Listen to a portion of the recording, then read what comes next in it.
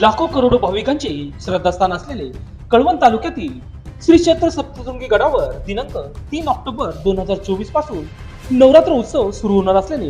11 किलोमीटरच्या घाट रस्त्यावर नेहमीच दरड कोसळण्याचे प्रकार समोर आले आहेत। त्याच अनुषंगाने दिनांक 21 सप्टेंबर रोजी सहाय्यक जिल्हाधिकारी तथा उपविभागीय अधिकारी अक्कुनरी नरेश यांनी आदेश काढत दिनांक 23 सप्टेंबर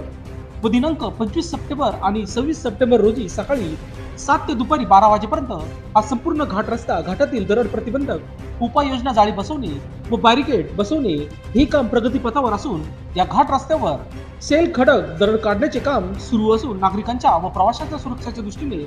वरीलप्रमाणे दिलेल्या दिनांकास व वेळेस वाहतुकीसाठी हा संपूर्ण नांदुरी